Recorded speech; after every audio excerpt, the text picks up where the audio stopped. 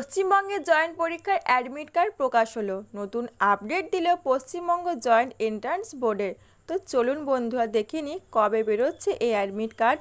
আজও রাজ্য জুড়ে সকল জয়েন্ট এন্ট্রান্স পরীক্ষার্থীদের জন্য দারুণ সুখবর। ইতিমধ্যে জয়েন্ট এন্ট্রান্স পরীক্ষার আবেদন প্রক্রিয়া শেষ হয়ে গিয়েছে। আগামী 18 এপ্রিল থেকে জয়েন্ট এন্ট্রান্সের অ্যাডমিট কার্ড প্রকাশিত হবে। ইচ্ছুক প্রার্থীরা জয়েন্ট এন্ট্রান্স বোর্ডের অফিসিয়াল ওয়েবসাইট থেকে অ্যাডমিট কার্ড ডাউনলোড করতে পারবেন। জয়েন্ট এন্ট্রান্স বোর্ডের নির্ধারিত সময় তালিকা অনুষ্ঠিত হবে চলতি বছরের জয়েন্ট এন্ট্রান্স পরীক্ষা। পূর্ব নির্ধারিত তারিখ অনুযায়ী অর্থাৎ 28 এপ্রিল রাজ্য জুড়ে জয়েন্ট এন্ট্রান্স পরীক্ষা নেওয়া হবে। অবশ্য আসন্ন ভোটের জন্য পরীক্ষার তারিখের ফের হতে পারে বলে অনেক কল্পনা জল্পনা চলেছিল। তবে আপাতত জয়েন্ট এন্ট্রান্স বোর্ড তরফ থেকে পরীক্ষার তারিখ পরিবর্তনের বিষয়ে অফিসিয়াল কোনো নোটিশ পাওয়া যায়নি। মঙ্গলবার কেবল জয়েন্ট এন্ট্রান্স বোর্ডের তরফ থেকে এটুকুই জানানো হয়েছে যে 18 তারিখ জয়েন্ট এন্ট্রান্স পরীক্ষার অ্যাডমিট কার্ড প্রকাশিত হবে। এছাড়া অন্য কোনো উচ্চ বাক্য শোনা যায়নি। সেক্ষেত্রে এই পরিস্থিতিতেও 28 এপ্রিল জয়েন্ট এন্ট্রান্স পরীক্ষা নেওয়া হবে বলে মনে করছেন পরীক্ষার্থীরা। জয়েন্ট এন্ট্রান্স পরীক্ষার প্রশ্নপত্রের সময়সীমা দেখুন। প্রথম পত্রের বিষয় থাকছে অঙ্ক। সময়সীমা থাকছে সকাল 11টা থেকে দুপুর 1টা অবধি। আর দ্বিতীয় পত্রের পরীক্ষা হচ্ছে বিষয় থাকছে ফিজিক্স ও কেমিস্ট্রি। এই দুটি বিষয়ের জন্য সময়সীমা থাকছে দুপুর 2টো থেকে 4টে অবধি। এবার জানা যাক কিভাবে জয়েন্ট এন্ট্রান্স পরীক্ষার র্যাঙ্কিং নির্ধারিত হবে।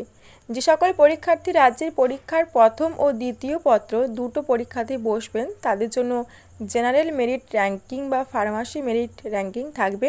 এই সকল পরীক্ষার্থীরা এই মেরিট নাম্বার থেকে রাজ্যের যে কোনো ইঞ্জিনিয়ারিং বা ফার্মেসি কলেজে ভর্তি হতে পারবেন।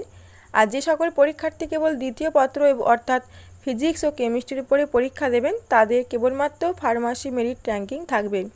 আর সেই নম্বর দিয়ে তারা কেবল ফার্মেসি কলেজগুলিতেই জয়েন করতে পারবে। কিন্তু যে সকল পরীক্ষার্থী কেবল প্রথম পত্র পরীক্ষা দেবে তাদের কোনো রকম র্যাঙ্কিং থাকবে না। জয়েন্ট এন্ট্রান্স পরীক্ষার নম্বরের বিভাজন কেমনভাবে হয় তা জেনে নিন। অঙ্কের ক্ষেত্রে 1 নম্বরের মোট 50টি প্রশ্ন থাকবে। নেগেটিভ মার্কিং থাকছে প্রশ্ন প্রতি 25 নম্বর। এরপর 2 নম্বরের মোট 15টি প্রশ্ন থাকবে। এক্ষেত্রে নেগেটিভ মার্কিং থাকছে 50 নম্বর।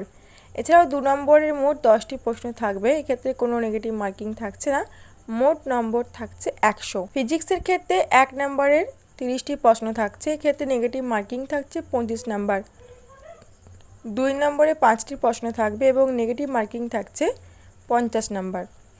এছাড়াও 2 নম্বরে মোট 5টি প্রশ্ন থাকবে। সেক্ষেত্রে কোনো নেগেটিভ মার্কিং থাকছে না এবং ধার্য নম্বর হলো 50।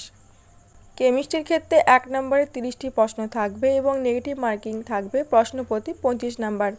2 নম্বরে মোট 5টি প্রশ্ন থাকবে, নেগেটিভ থাকবে 50 নম্বর।